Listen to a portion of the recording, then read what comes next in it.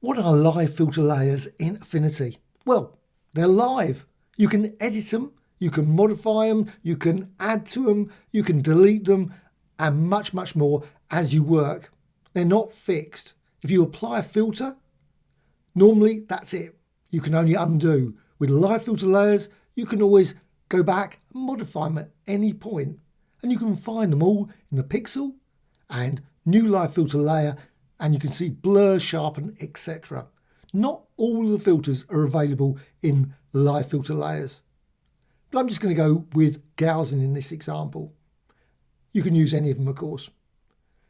You'll get a panel, and in this panel you can see you've got one setting, radius, and you can modify that using the slider, and it will go up to a maximum of 100. However, you can extend it if you wish. You've also got options here for preserve alpha, and if you click it, you will see there the edge is returned. If you click it off, you can see the alpha, and that's all it's doing. So preserve alpha there, just click that if you want to change it. You can also modify the power of the effect by using the opacity as well. So if you don't want the maximum blur like that, you've still got the blur effect, but you can put it down to 0 and you will see the blur just vanishes. Of course, to get the maximum blur of 100 in that case, you'll have to set the opacity to 100.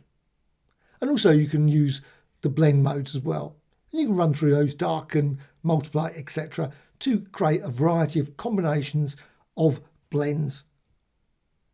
And you can see lots and lots of different effects can be created using just the blend mode. There's also 3 other options, and you can see you've got here merge. All merge does, if you go over here and you can see in the layers panel, you've got a layer. That's what a live filter layer is. It is just a layer, a special type of layer.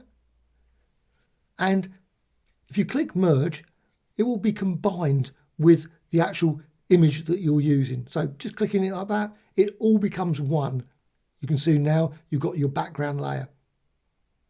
Now you can just delete it that way, but if you've merged it, that's it. It's combined into the layer. You can also at any point simply just click delete, so we'll just remove it. You can see again in the layers you will see that live filter effect. If you click delete, it's removed without needing to do it later. You can also reset it as well. That's another option as well. You can see there reset. So if you're at 100, you just want to put it back to 0, just click reset. Of course, with one setting, it's not obviously that useful. And at any point, you can simply go and close the panel, but you can always open it again and again and again. You can also override the setting for the slider. So instead of 100 as the max, you can simply enter 400 or 600, etc. Of course, all the filters will vary with that setting. But now if you go over to the layers, you can see you've got this layer added to that image.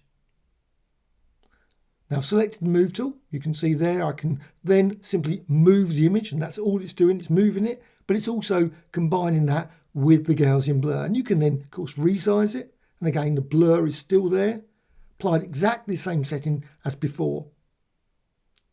And at any point, you can simply just duplicate it. So maybe just go over here, hold down the Alt or Option key and just duplicate it. That duplicates the original layer as well as the effect.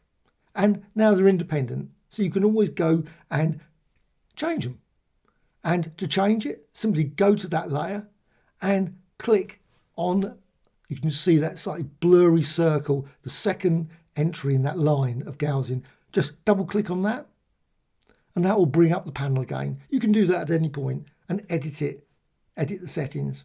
So double click and you can see there you've got the panel down the bottom again. You can close it if you wish, but it's independent of the other layer.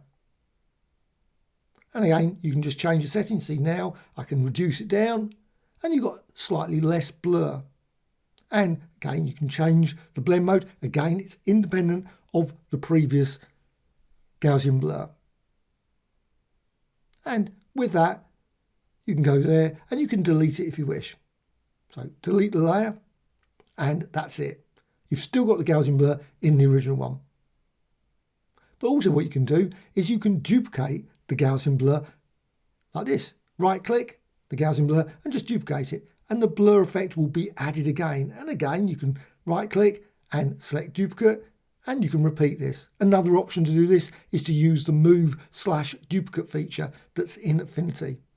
And if you want, you can always simply remove them as well by simply going to each of these, or just clicking on that again point there, or changing the visibility for the Gaussian blur so it's gone. It's still there, but you can, of course, you can't see the actual effect applied. You can also add additional ones, so you can go again to the pixel, new live filter layer, and in this case I'm just going to use glitch. This is added with version 3 of Affinity. What you can do, change the settings here. You can see now I can change a number more settings in this one. You've got the shred setting, you can change the vertical, horizontal, etc. And you can see the effect. Now that is on top of the blurs. So you can see the blur effect is applied, all those blurs applied, but the glitch is applied on top of that. And you can delete it if you wish. But also what you can do with that layer selected, that glitch effect, or the Gaussian blur, you can simply apply a brush stroke, and it will create a mask where the effect is modified by that mask. And you can go and select any of the brush tools to do that. In this case, I've got a slightly broken brush effect. You can find that in the general and brushes. If you want to delete any of the effects, all you need to do is go down to the delete. So select that effect and then click the delete, and it's removed. So now we've just got the blurs again. But say you want to merge it all into a single, all you need to do is select the layer and then go to the pixel menu and use the merge visible. Another option is to use rasterize. So personally, I normally go for the rasterize option. So down the bottom, you've got rasterize, and you can use the rasterize and trim or use rasterize. I'm just going to use rasterize and trim, and then all of those Gaussian effects are removed. Now you've got your layer as one complete layer.